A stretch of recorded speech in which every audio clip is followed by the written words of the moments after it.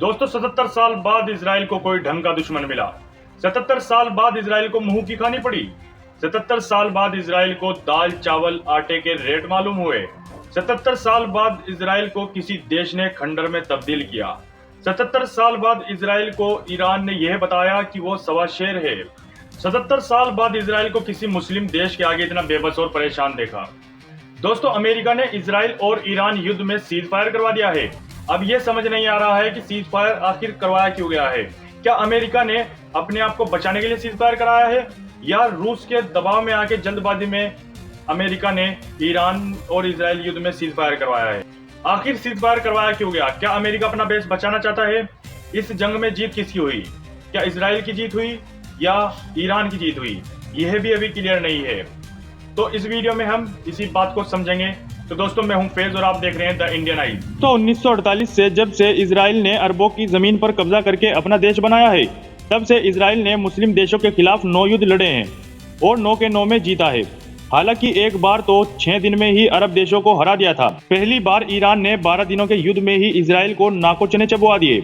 Israel ने इसकी उम्मीद कभी नहीं की थी कि कम फाइटर जेट्स वाला देश ईरान मिसाइलों से इजराइल को खंडर बना देगा। इजराइल ने यह कभी कामना नहीं की थी कि उसके एयर डोम ईरानी मिसाइलों के आगे चाय कम पानी साबित हो जाएंगे। सिर्फ इजराइल ही नहीं, इस बार ईरान ने अमेरिका को भी छठी का दूध याद दिला दिया। इराक और कतर में अमेरिकी एयरबेस पर ईरान ने हमला बोल दिया। 20 मिसाइलें कतर के अमेरिकी बेस पर मारी और एक इराक के अमेरिकी बेस पर चलाई गई। कतर में मिसाइलों को जमीन पर गिरने नहीं दिया गया। इन भीषण हमलों से पहले ईरान के सुप्रीम लीडर आयतुल्ला खामेनेई ने रूस को एक संदेश भिजवाया था और मदद की मांग की थी। रूस ने ईरान की मदद करने की हामी भर दी थी। इससे आगे की खबर यह है कि रूस ने ईरान को अपने परमाणु बम देने की भी पेशकश की थी। जब अमेरिका को यह आभास हुआ कि अब रूस खुलकर के मैदान में आने वाला है, तो अमेरिका ने सीज फायर करा दिया ताकि अमेरिका की टक्कर रूस से ना हो। क्योंकि इस बात को रूस को भी पता है और अमेरिका को भी पता है कि अमेरिका रूस के आगे टिकना मुश्किल हो जाएगा। और बात टिकने की भी नहीं है दोस्तों, अमेरिका को अपनी छवि बचानी मुश्किल हो जाएगी।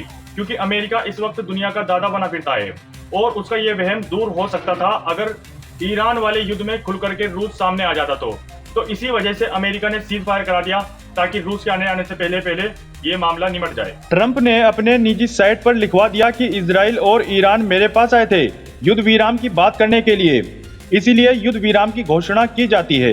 पहले 12 घंटे पर ईरान मिसाइलें नहीं चलाएगा और उसके 12 घंटे तक इजराइल फाइटर प्लेन नहीं चलाएगा।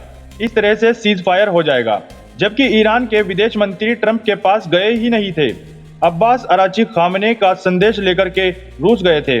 अमेरिका के खिलाफ रूस से मदद मांगने के लिए वहां पहुंचे थे। ट्रंप के सीज फायर के ऐलान को भारत ने तो मान लिया था, लेकिन ईरान ने नहीं माना। ईरान ने इजराइल पर एक और मिसाइल की खेप से हमला कर दिया। इजराइल के बीर शेबा इलाके के ऊपर एक मिसाइल की फोटो भी इजराइल की मीडिया की तरफ से जारी कर दी गई। इस बीच ईरान के सुप्रीम लीडर अली खामेनेई का एक संदेश और आया। खामेनेई ने एक्स पर लिखा कि जो लोग ईरानी लोगों और उनके इतिहास को जानते हैं वे यह जानते हैं कि ईरान राष्ट्र आत्मसमर्पण करने वाला राष्ट्र नहीं है। खामेनेई के इरादे उनके ट्वीट से दिखाई दे रहे हैं। ईरान के अलावा कोई और देश होता तो अमेरिका की आभा के आगे सरेंडर कर देता, लेकिन ये खामेनेई थे जिन्होंने आदेश दिया कि अगर अमेरिका ने ईरान पर आक्रमण किया तो अब अमेरिका पर आक्रमण किया जाएगा और अमेरिकी बेसों पर आक्रमण किया भी। अमेरिका ने जब ईरानी मिसाइलें अपनी तरफ आती देखी तो ट्रंप की तरफ से सीज फायर का ट्वीट आ गया, जबकि ईरान के विदेश मंत्री ने कहा सीज फायर उनकी सेना तय करेगी। उन्होंने कोई सीज फायर डॉक्यूमेंट साइन नहीं किया है।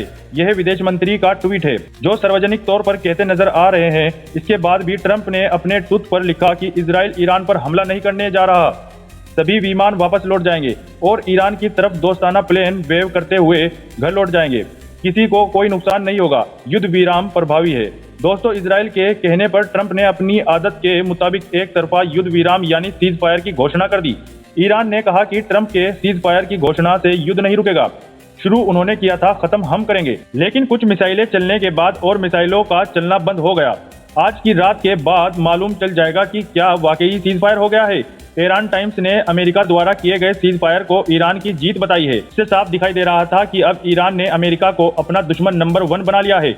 अमेरिका और इजराइल का लक्ष्य ईरान को परमाणु हथियार बनाने से रोकने का था ही नहीं। परमाणु हथियार तो ईरान बना ही नहीं रहा था। इजराइल का प्लान ईरान में सत्ता परिवर्तन करने का था। पहले ईरान को हमलों से कमजोर किया जाता, फिर ईरान के दूसरे गुटों को ताकत दी जाती, फिर लोगों को सड़क पर लाया जाता। लेकिन अमेरिका और ईरान दोनों यह करने में फेल रहे। खामनेई के भावुक संदेश ने ईरान को एक और बड़ी ताकत दी और सबको एक कर दिया। इसके उल्टा ईरान ने इजराइल पर इतने जोरदार हमले किए कि इजराइल के हाइफा और तेल अवीव जैसे बड़े शहर खंडर में बदल गए। ईरान ने सत्ता परिवर्तन होने से बचाया, यह ईरान की जीत है। ईरान ने इजराइल को नुकसान पहुंचाया, यह ईरान की जीत है। ईरान ने बेखौफ होकर के अमेरिका पर हमला बोला, यह भी ईरान की जीत है। ईरान ने स्ट्रेट ऑफ हॉर्मुज का रास्ता बंद करने का प्रस्ताव पारित किया, यह भी ईरान की जीत है। नो डाउट दोस्तों, ईरान में लोग ज्यादा मारे गए हैं, लेकिन अमेरिका और इजराइल जैसी बड़ी शक्तियों का एक भयंकर नुकसान करके ईरान ने अमेरिका जैसे शक्तिशाली देश को सीज फायर अनाउंस करने पर मजबूर कर दिया। यह सरासर दिख रहा है कि ईरान की जीत है। दोस्तों, इजराइल के साथ हमेशा अमेरिका खड़ा था, लेकिन पूरे संघर्ष में ईरान अकेला था। लेकिन फिर भी ईरान ने हार नहीं मानी और अमेरिका जैसी पावरफुल कंट्री को सीज फायर अनाउंस करने पर मजबूर कर दिया। तो दोस्तों, आपकी क्या राय है इस बारे में हमें कमेंट बॉक्स में जरूर बताना और वीडियो को ज्यादा से ज्यादा शेयर करना, ताकि और लोगों को भी पता चले कि एक ईरान जैसी छोटी कंट्री ने अमेरिका जैसे पावरफुल कंट्री को सीज फायर अनाउंस करने पर कैसे मजबूर कर दिया।